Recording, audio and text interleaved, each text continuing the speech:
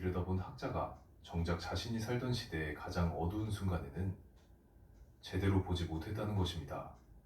1944년 초 68살의 융은 발을 헛디뎌 넘어지며 발목이 부러졌고 며칠 뒤 심장마비가 왔습니다. 융은 의식을 잃었고 의사들은 회복을 장담하지 못했는데 에마는 병실 밖에서 기다렸습니다. 병원 복도는 조용했고 안에서는 아무 소식도 들려오지 않았습니다.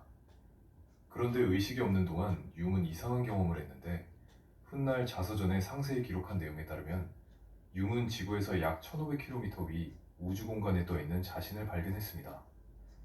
아래를 내려다보니 지구가 보였고 바다의 색깔과 대륙의 윤곽이 선명하게 보였는데 오른쪽으로는 힌두 양식의 사원이 보였고 그 안으로 들어가면 모든 것의 답을 알 수 있을 것 같은 느낌이 들었습니다. 그 순간 이상하리만큼 평온했는데 두렵지 않았고 오히려 평생 짊어지고 다니던 무언가가 모두 벗겨지는 느낌이었습니다. 융은 이렇게 썼습니다. 나는 그곳에서 내가 살아온 모든 것, 내가 원했던 모든 것, 내가 생각했던 모든 것이 떨어져 나가는 것을 느꼈습니다. 남은 것은 본질뿐이었습니다. 그러다 담당 의사의 형상이 나타나 융에게 지구로 돌아가야 한다고 말했는데 융은 그것이 못마땅했습니다. 훗날 그는 이렇게 회고했습니다. 돌아가고 싶지 않았습니다. 거기가 더 싫지 않은 것 같았습니다. 그러나 결국 의식을 회복했는데 흥미로운 것은 그 담당 의사가 얼마 뒤 실제로 세상을 떠났다는 것입니다. 융은 그 사실을 나중에 알고 한참 동안 생각에 잠겼는데 자신이 그 공간에서 본 것이 단순한 환각이 아닐 수 있다는 생각이 다시 한번 깊어졌습니다. 이 경험은 융에게 깊은 영향을 남겼는데 죽음에 대한 두려움이 사라졌고 삶을 바라보는 방식이 달라졌습니다.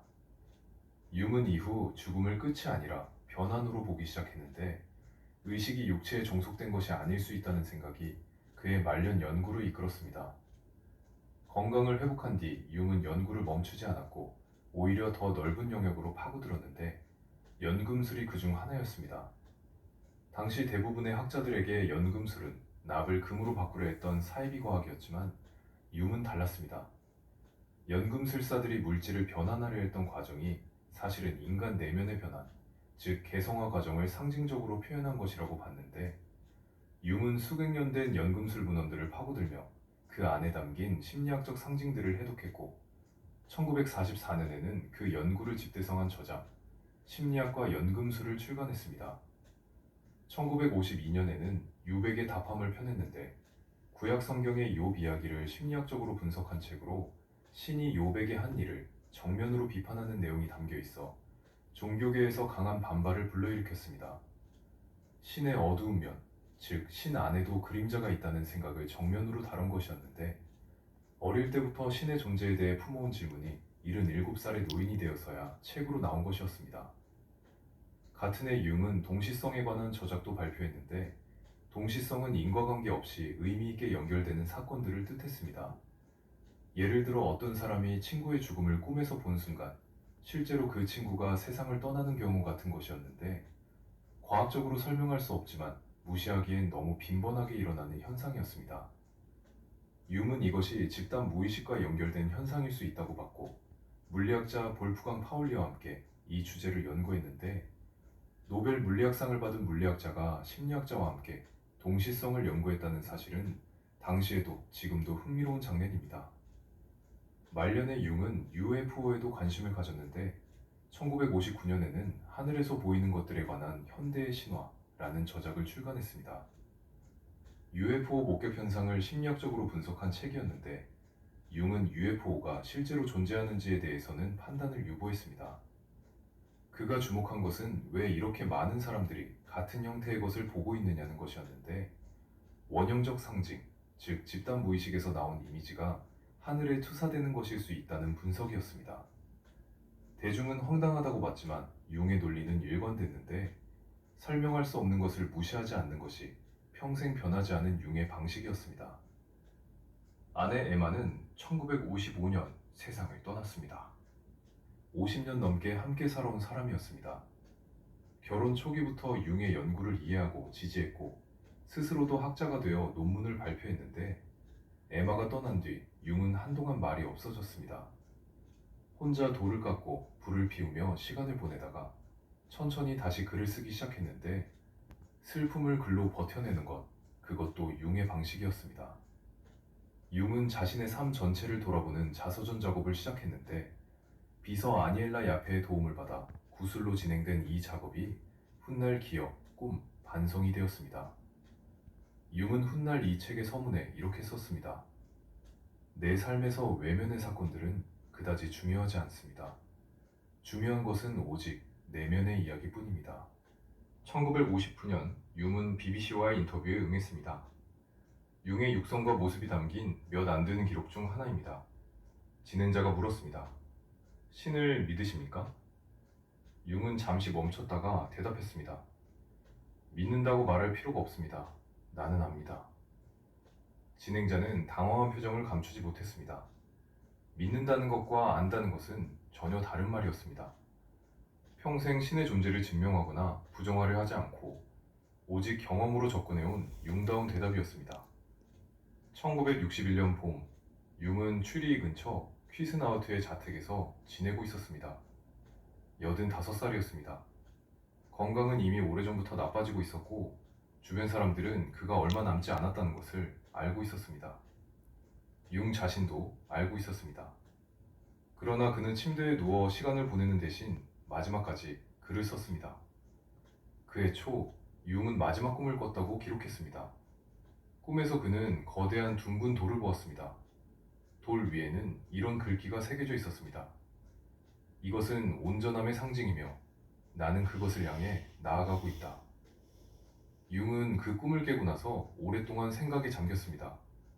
평생 추구해온 것이 무엇인지를 마지막으로 확인한 것 같은 느낌이었습니다. 5월 들어 융의 상태가 급격히 나빠졌습니다. 뇌졸중이 왔고 몸을 가누기 어려워졌습니다. 그러나 융은 마지막까지 기억, 꿈, 반성 작업을 놓지 않았습니다. 야페에게 구술로 내용을 전달했고 수정사항을 손으로 직접 적기도 했습니다. 손이 떨렸지만 멈추지 않았습니다. 6월 6일 저녁, 융은 취리 호수가 내려다 보이는 자택 침실에서 눈을 감았습니다. 가족들이 곁에 있었습니다. 85살이었습니다. 장례는 조용하게 치러졌습니다. 퀴즈나우트의 교회에서 열린 장례식에는 가족과 가까운 지인들이 모였습니다. 묘비에는 라피너 문구가 새겨졌습니다. 불려지든 불려지지 않든 신은 거기 있을 것이다. 융이 오래전부터 좋아했던 문구였습니다. 어릴 때부터 신의 존재를 두고 씨름해온 사람이 마지막으로 선택한 말이었습니다. 신의 존재를 증명하려 하지도 부정하려 하지도 않았습니다. 그저 거기 있을 것이라는 말. 융이 세상을 떠난 뒤 출간된 기억, 꿈, 반성은 심리학 고전 중 하나가 되었습니다. 집단 무의식, 원형, 페르소나, 그림자, 개성화라는 개념들은 심리학을 넘어 문화, 영화, 철학, 종교학으로 퍼져나갔습니다. 조지프 캠벨의 영웅신화 연구와 현대 심리치료의 여러 갈래가 융의 이론에 뿌리를 두고 있습니다.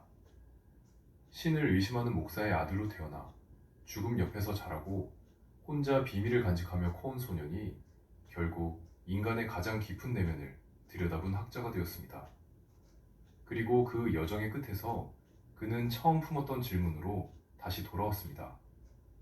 인간은 왜 신을 필요로 하는가? 그 답을 찾았는지는 알 수 없습니다. 다만 그는 끝까지 질문을 놓지 않았습니다. 융에게 신은 하늘 위 어딘가에 있는 존재가 아니었습니다. 인간의 마음 가장 깊은 곳에서 끊임없이 움직이는 무언가, 거부할 수도 무시할 수도 없는 힘이었습니다. 그는 평생 이것을 말하고 싶었던 것인지도 모릅니다.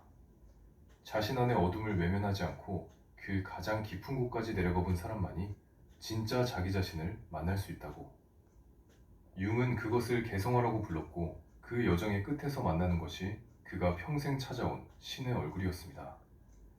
목사의 아들로 태어나 평생 신을 의심했던 남자가 끝내 그 답을 찾지 못한 채 떠났습니다. 하지만 그 질문은 지금도 계속되고 있습니다. 인간은 왜 신을 필요로 하는가?